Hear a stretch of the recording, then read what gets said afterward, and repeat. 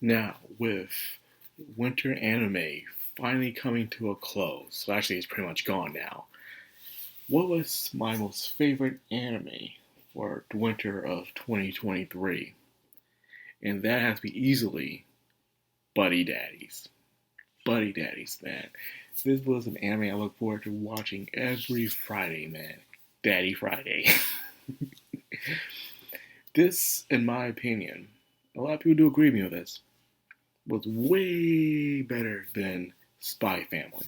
Spy Family had two cours, a total of 24 episodes, but it's also getting a season 2 in a movie. But this, in my opinion, was way better than Spy Family. But the question is why? Why was this better than Spy Family, in my opinion? Because I read Spy Family. I read Spy Family when the first chapter was first debuted in publication, and I enjoyed it. I guess it's because of two things. One, it's an anime original. Most times when you make an anime original, you have a potential of making a good story because you don't have to keep the relevancy up, as you have to keep trying to pull in the viewer every single time.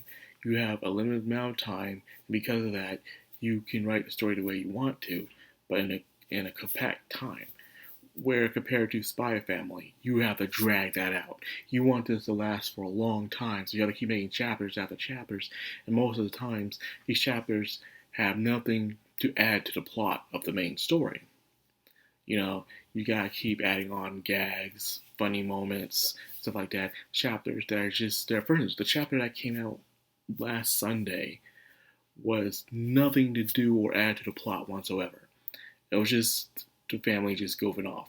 That's fun to read, but that's all you can get sometimes. So you're not really having a really consecutive story when you keep reading it compared to an anime original where you have that amount of limited time where, okay, we gotta write a story, we gotta write good characters, and these is going to be the plot of the story.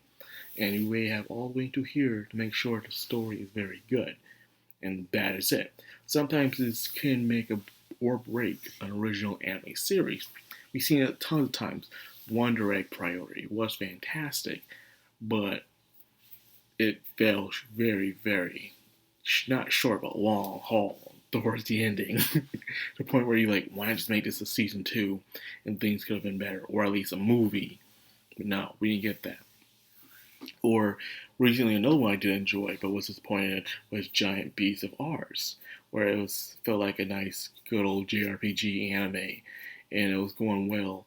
But at the end, things were heating up, but it kind of fell short, where it felt like it needed to be continued, but it had no source material to go on off. And they're just now making a manga for it. So who knows when we can actually the manga will catch up towards the anime. So there's that. Well, Buddy Daddies was well written, just like Licorice Recoil in a way, where it had a short period of time to tell a story, but paced things out. Didn't want to add too much in where it leaves the viewer too many questions, but just enough to say, okay, I am satisfied with what I got. So here's the plot of Buddy Daddies. And it's about two hitmen who live together, which this isn't the first where you have two guys living together and they're not. By the way, they're not gay. I've just seen on YouTube saying that this is Spy Family, but it's gay. They're not gay, and because he is not bi either. Ray is just a dude who was raised by an organization, family of assassins, and when he got his freedom, he was mostly a video gamer and a shut-in. He didn't really want to do anything with anybody else, but boy, can this boy look fresh when he does his job. My goodness, this boy looks fresh. Then there's Kazuki, the more talkative, sociable guy. He is the guy who gets the information, and he is the scout. And he is a dude that had also his own past of regrets that he's trying to move on from. And because of that, he goes around gambling or hitting up with other women. He's wasting his money from time to time. This guy can have a whole stack of money and he'll lose it within a day because he's so easily influenced by the temptation of women. So no, these characters aren't gay. Got nothing against characters being gay. It's just that they're not, okay? So you gotta respect those characters that the creator has created for them. That's all I'm saying about that. I'll drop that now. So on a mission during Christmas, a little girl named Miri shows up, and they end up killing her father. Yes, their target was her father. Little did she know who her father really was, just know that they'll come and save her, which they did. However, the two that did not were not her real dad, but she accepts him as her father anyways.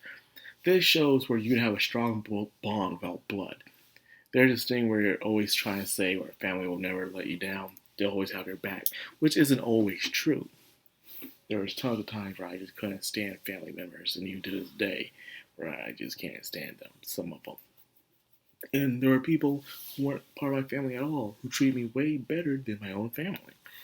So the thing is that what makes a family in most people today is the bond that you have with that person.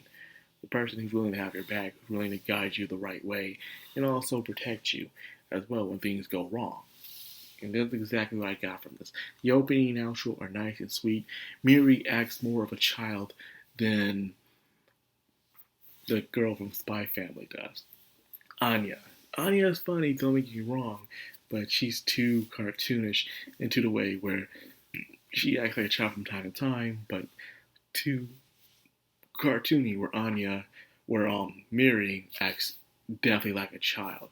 Curious, hyperactive, doesn't know what's going on, completely oblivious to the world around her, and just always getting into heaps of trouble without even trying to do so in the first place.